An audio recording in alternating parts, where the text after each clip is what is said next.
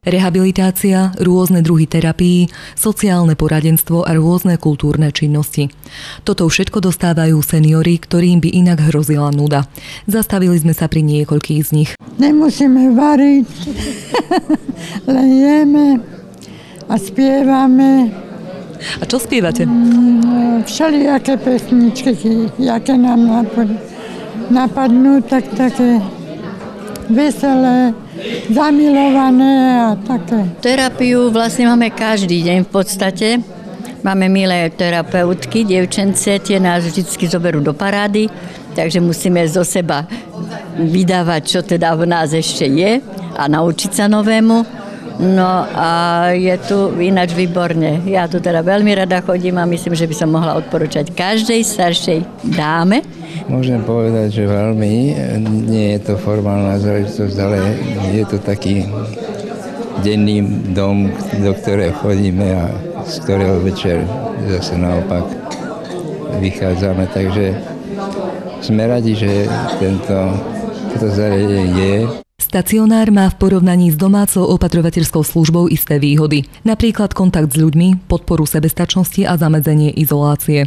Kým sa sem seniori dostali, zažili toho v živote veľa. Ja som chodila na priemyslovku stavebnú a zememerackú, takže som vlastne skončila tú zememeračtinu. No ale som nerobila ako v teréne, ale som robila v kartografickom podniku, robila som ako revizorku a potom kontrolórku, takže vlastne len takú technickú pracovničku som robila. A Šim mi povedal, že chod sa tam pozrieť a že keď sa ti to bude páčiť, že sa môžeš tam chodiť.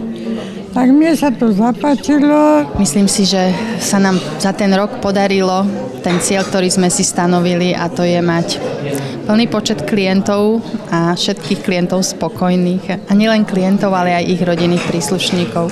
Takže za ten rok sa nám to podarilo splniť a myslím si, že všetci, ktorí sem prídu na návštevu, my každého radi privítame a radi sa pochválime, budú vidieť, že tie peniaze, ktoré boli vynaložené na prestavenie tejto budovy a na vybudovanie denného stacionára, boli vynaložené efektívne. Terapie sú veľmi obľúbené.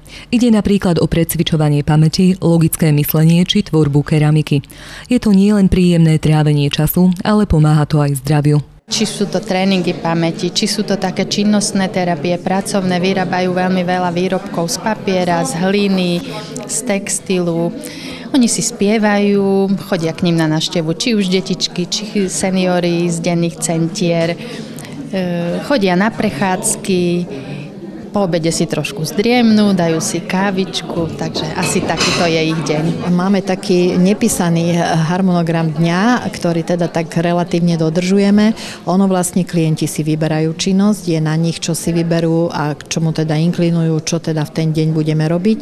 No ale máme teda harmonogram asi taký, že teda samozrejme tie raňajky sa podávajú v tom čase, kedy teda majú sa podávať, to isté je 10. obed aj olovrant a ostatný teda program si skutočne oni štruktúrujú sami. Takže je na nich, či teda je pekné počasie, pôjdu na vychádzku, či teda budeme robiť nejaké manuálne zručnosti, nejakú keramiku, alebo teda budeme realizovať tréning pamäti, takže je to vlastne ako vyberajú si zväčša teda činnosť oni sami. Stacionár pomáha nielen klientom, oceňujú ho aj ich rodinní príslušníci, ktorým takisto uľahčuje život.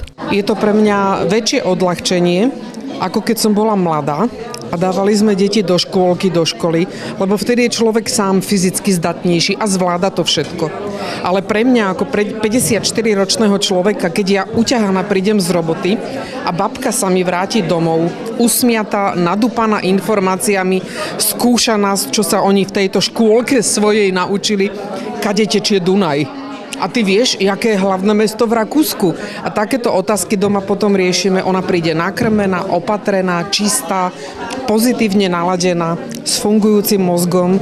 Asi to je to najdôležitejšie pre toho človeka, nie len pre ňu samú. Ona si to neuvedomuje, ale pre nás, keď ju vidíme. Keď sme tu pred rokom stáli, boli sme trošku takí rozpačití, ako to pôjde, či sa naplní kapacita, či bude záujem zo strany obyvateľov, ale ukázalo sa, že práve tento račiansky projekt je v rámci mesta najúspešnejší a najživotaschopnejší. Aj keď boli isté obavy na začiatku, či sa nám to podarí naplniť, tak myslím si, že po roku sme dokázali, že to bolo správne rozhodnutie a verím, že táto služba, ktorá je poskytovaná našim obyvateľom v mestskej časti Bratislava Rača, je žiadaná a vítaná. Starosta Rače pokrájal aj výročnú tortu. Keďže mu to šlo až príliš dobre, zaujímalo nás, či doma koláče krája často. Včera som krájal niečo podobné s čokoládovou polevou a to je vždy také háklivé, lebo tam sa to zvykne lámať, ale bola výborne pripravená, výborne urobená, mala dobrú tuhú konzistenciu, takže bola to brnkačka.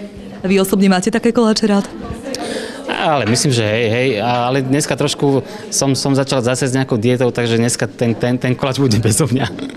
Na záver dostal stacionár niekoľko pekných želaní k svojmu budúcemu fungovaniu. Želám im veľa rokov a veľa spokojných klientov. Pokiaľ tu budeme mať taký dobrý kolektív pracovníkov, aký tu máme dnes, takže tento náš denný stacionár je na dobrej ceste a treba mu popírať iba to, aby mal dobrých klientov, aby sa mu vyhýbali nejaké problémy, možno nejaké technické problémy, takže ja som presvedčený, že to bude iba lepšie. Spokojných klientov, spokojných rodinných príslušníkov, empatických a dobrých našich kolegov, ktorí sa venujú týmto klientom a aby sem naozaj radi chodili, radi sa vracali.